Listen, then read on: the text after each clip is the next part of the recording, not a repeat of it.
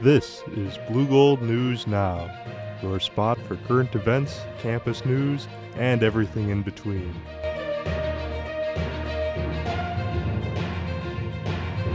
Now, live from Tower's basement, it's BNN with our hosts Alex Rubio and Marissa Day. Good evening, I'm Alex Rubio. And I'm Ellie Albrecht, taking over for Marissa Day this week. Coming up tonight, TikTok has been banned on university devices. But first, we recap last Thursday's UAC concert. The 502s performed last Thursday in the Ojibwe Ballroom at Davies Center, hosted by the University Activities Commission. The 502s are a feel-good folk band out of Florida. Their performance at the UWEC last week was one of many stops on their Fresh Squeeze Happiness Tour. The concert featured special guests like Oliver Hazard, an American folk band out of Centerville, Ohio, and hits like Feels Good to Be Me, TikTok viral song, Just a Little While, and Backstage in Glasgow. The 502s will be headed up north to Toronto before continuing their tour on the East Coast. If you're looking to get involved with the University Activities Commission, you can find them in the AIL office on the second floor of Davies. You can check out upcoming concerts and events on Instagram at uwc.uac. Recently, the University of Wisconsin-Eau Claire informed students and faculty via email that the massively popular social media platform TikTok is being banned on all UW-Eau Claire devices. This decision quickly followed an executive order from Wisconsin Governor Tony Evers, who believes that the ban would be in the interest of cybersecurity. According to the Milwaukee Journal-Sentinel, Evers said that defending our state's technological and cybersecurity infrastructure and protecting digital privacy will continue to be a top priority. While access to TikTok will be prohibited on university-owned devices, the university has stated that personal phones and mobile devices will not be impacted by this change. But if you want to learn more about why so many experts consider TikTok a security threat, you can read more about it at the Center for Internet Security, a link being attached to the email. Honestly, I'm really happy that the university is taking our security so seriously. I know it's going to be a little bit of a step to get over for some organizations, but I'm happy that they're taking the security seriously and taking a proactive step on TikTok. Yeah, honestly, I haven't heard a whole lot. I remember getting the email about it, but that's all I've really heard. One of my professors, did talk about it a little bit, but other than that, I haven't heard much about it on campus, which is weird to me. Yeah, I know it's going to be a little bit of a gray area, especially for us being TV10 and using TikTok, but I feel like, we'll get over it and we'll figure out a way to move forward using other devices or other applications. So yeah, we'll figure it out, and I'm just happy that the university, again, is taking security seriously. Yeah, honestly, I agree.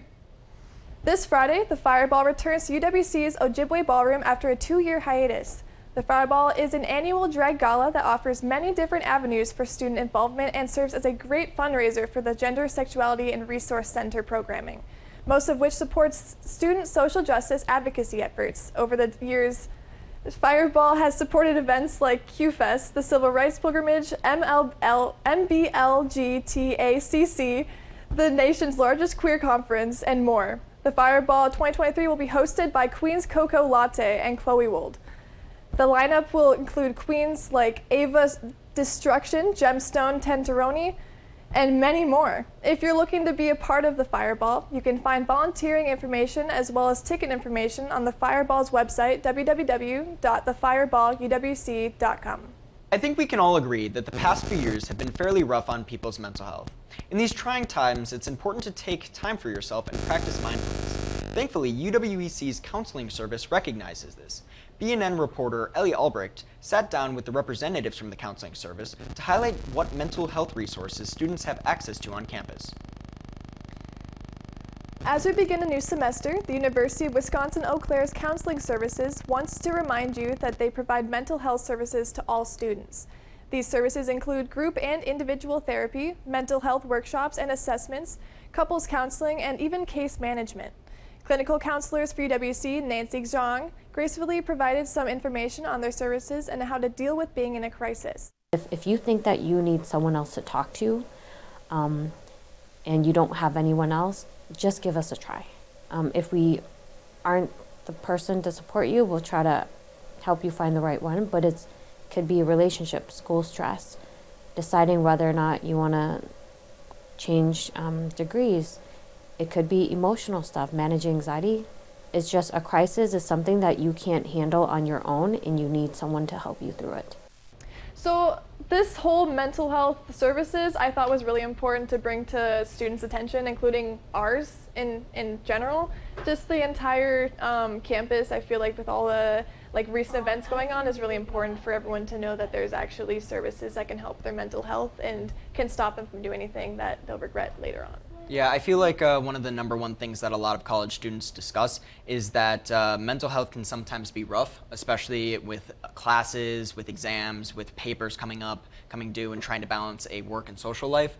So a lot like what I said with the TikTok piece, I'm really glad that the university is taking that topic seriously, because it is an important one. Yeah, honestly, it's important to everyone, not even just the individual person as well. So as soon as they can help someone, then it's best to just walk in there as soon as possible, or call. You can even visit the website. And the scariest part about mental health is obviously taking that first step, stepping in, but it's the most important step. Yep. Just getting started and just jumping in and getting yourself the help that you need. Yep. And it is okay to be able to ask for that help. And Absolutely. I think that's what the university is trying to push here, which I'm very glad about. Yeah, me too. All right. And up next, for the first time ever on BNN, I introduce Epilogue, the new BNN segment, where tonight Ellie and I will take a look at new releases and give you our honest thoughts about the film. In addition to new releases, we'll talk about some of our all-time favorite films and share updates about events in the film world. First up on Epilogue, we have Puss in Boots: The Last Wish. A smash hit in theaters, Puss in Boots: The Last Wish brings our favorite fearless hero back to the cinema in an action-packed fantasy film with high stakes and gripping drama. If you're interested in checking back in with our favorite feline and his friends, go ahead and check out Puss in Boots: The Last Wish, showing in theaters everywhere. So, have you seen any of the Shrek movies? Have I? I've seen all of them. Are you kidding? They're famous. Well, you remember that little cat with the hat and the boots? Kind of. That's him. Just kidding. Yeah. Yeah. He's got his own movie. Actually, 2 of them now. Seriously? Yeah, he got a sequel, and it's really amazing. Have you seen it yet, or? No, not yet. I do want to. I'm just waiting for it to get out of theaters first. That's fair. Yeah, theater tickets are getting more expensive these days, but no, it is a wonderful film. The characters are amazing. The story is super dynamic, and it's just an all-around amazing film for the whole family. And you can watch it with friends. You can watch it with little kids. It's a great movie, and I would highly recommend it. Next up, we have Ant-Man and the Wasp: Quantumania, released on Friday, February 17th, adding yet another installation to the Ant-Man series, giving it the trilogy status in the film industry. If you're looking for a high-stakes action-adventure, make sure to check this out in theaters. So, what do you think about the MCU? Okay, so I grew up on the MCU, so obviously, I love it. I've always loved it. I grew up on, Thor and Iron Man and Ant-Man as well, but this movie, I've heard good things from friends, just not from the, really low Rotten Tomatoes online critics. Yeah, if we could go back to the last slide. The Rotten Tomatoes score, not too good for it just yet, but I think we kind of discussed this a little bit earlier. They're film critics. That's kind of their job, is to critique the film. And honestly, I'm excited to see Ant-Man Quantumania. I think it's going to be another great installation, and Ant-Man is kind of a sleeper hero in the MCU.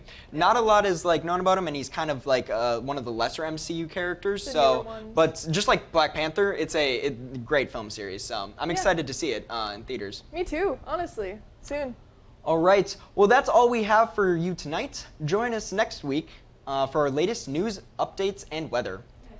Make sure to check out TV10 on Instagram, Twitter, and TikTok. As long as it's not on a university device. And subscribe to our channel on YouTube. I'm Ellie Albrecht, filling in for Marissa Day. And I'm Alex Rubio. Thank you, and good night.